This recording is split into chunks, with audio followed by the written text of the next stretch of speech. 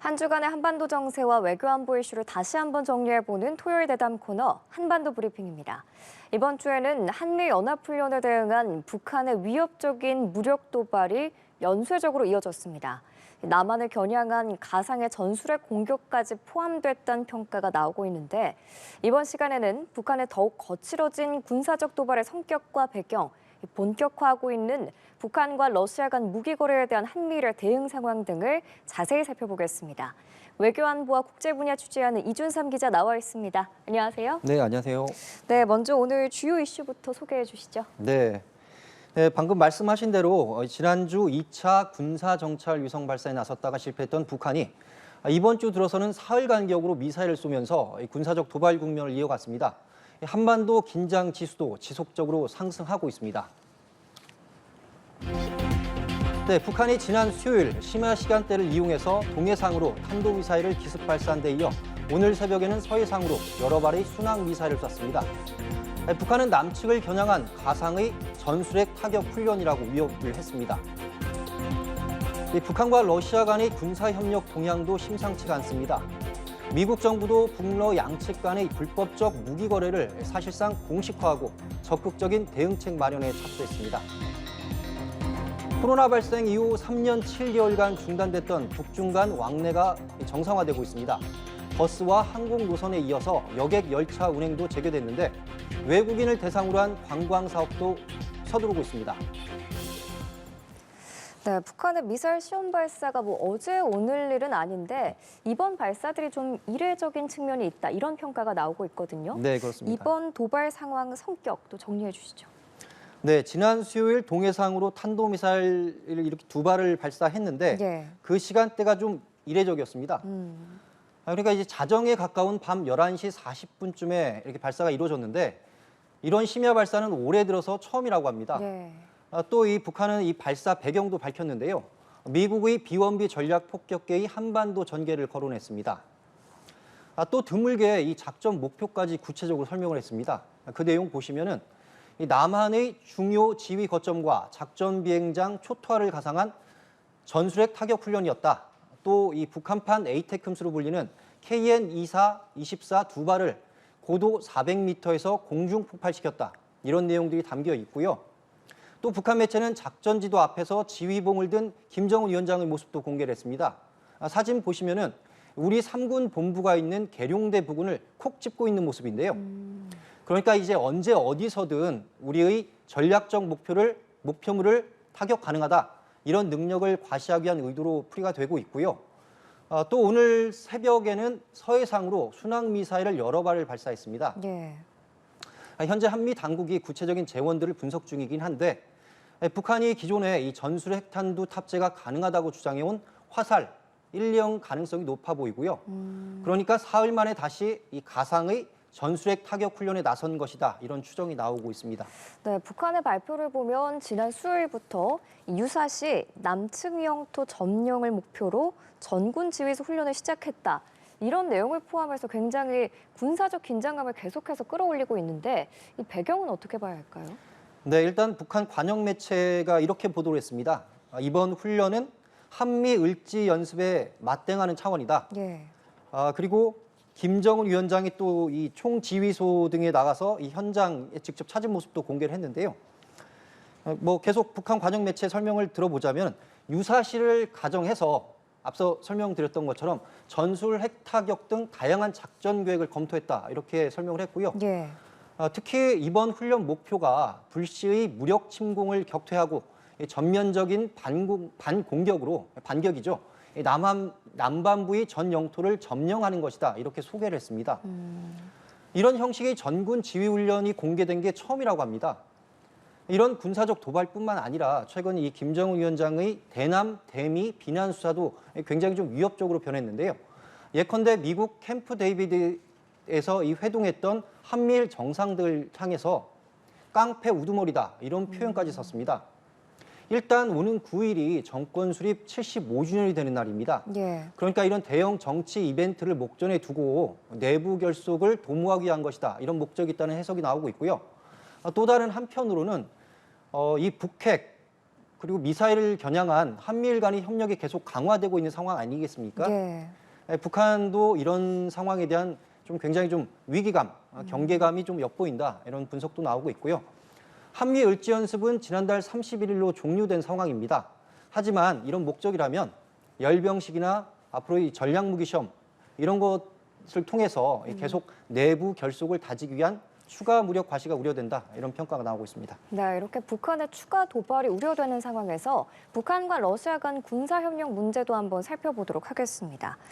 한국, 미국, 일본이 북한과 러시아 간 무기거래 정황을 사실상 공식화하고 본격적인 공조행보에 나섰다고요? 네, 지난번에도 이 시간에 한번 살펴봤던 예. 내용인데 쇼이구 러시아 국방장관이 지난 7월 중순에 이른바 북한 전승절을 축하한다는 명분으로 평양을 방문했지 않습니까? 예. 그때 당시에 김정은 위원장도 만났고요.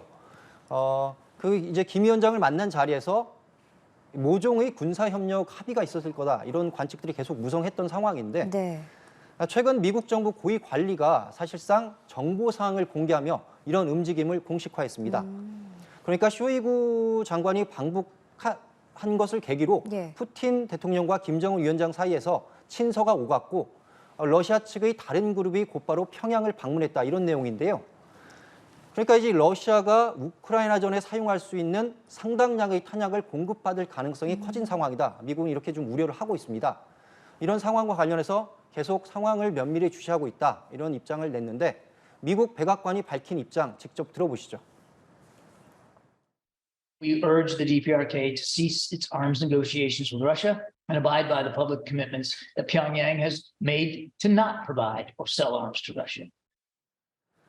네, 러시아의 크렘린궁은 일단 김정은, 푸틴 간의 이 서한 교환에 대해서는 언급하지 않았습니다. 질문을 던졌지만 그러면서도 북한과 다양한 수준에서 접촉이 이루어지고 있다 이렇게 밝혔는데요.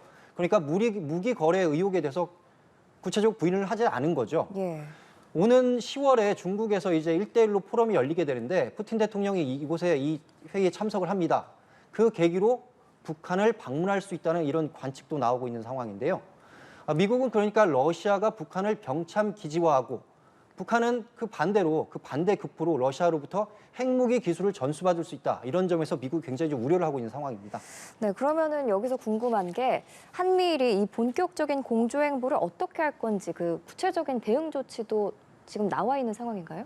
네, 몇 가지가 좀 발표가 됐는데 앞서서 미국 재무부가 지난달 16일 발표했던 조치입니다. 북러 간에 무기 거래 의혹을 받고 있는 러시아 국적 등 3개 기관을 제재를 했습니다. 예. 또 이 문제를 앞으로 유엔 차원에서 대응할 국제안보 이슈로 보고서 계속 이 유엔 무대에서 좀 부각해 나가겠다는 이런 전략인데요.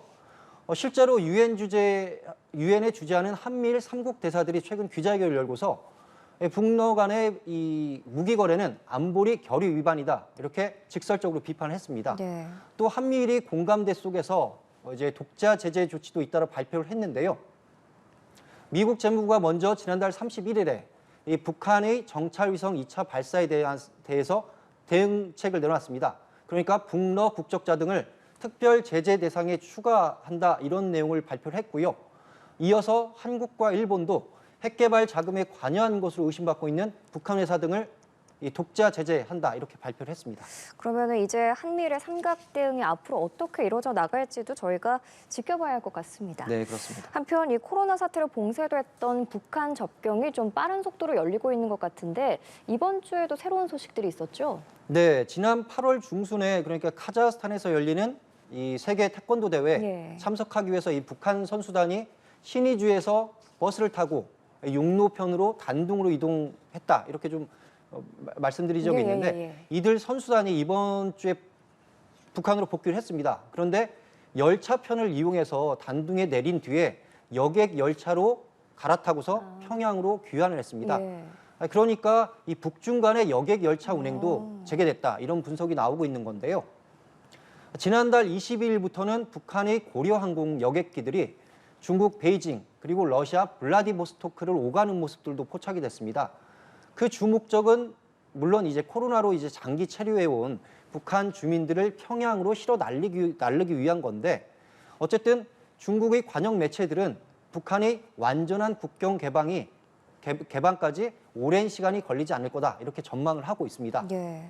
그러니까 앞으로 가장 주목해볼 대목은 오는 23일에 항저우에서 아시안 게임이 열리거든요. 예. 여기에 북한의 이 최고 권력 실세들로 불리는 최룡해, 김여정 등이 파견될 수 있다. 그리고 더 나아가서 김정은이 방중 가능성까지 제기가 되고 있습니다. 어쨌든 한미일 공조에 맞서서 북중러가 계속 결속하는 모습을 보이고 있는데 이런 상황에서 큰 모멘텀이 될 수 있다고 보고 우리 정부도 예의주시하고 있는 상황입니다. 네, 마지막으로 북한이 관광 사업 재개에도 속도를 내고 있다고 하는데 구체적으로 어떤 움직임들 보이고 있는 건가요? 네, 북한에 있어서 이 외국인 관광이라는 게 사실은 몇 안 되는 합법적인 이 외화벌이 통로로 평가받고 있습니다. 예. 앞서 뭐 아시겠지만 이 노동자 송출이라든가 광물 자원 수출은 대부분 이 촘촘한 대북제에 막혀가지고 이제 봉쇄돼 있는 상황 아니겠습니까? 네, 그렇죠.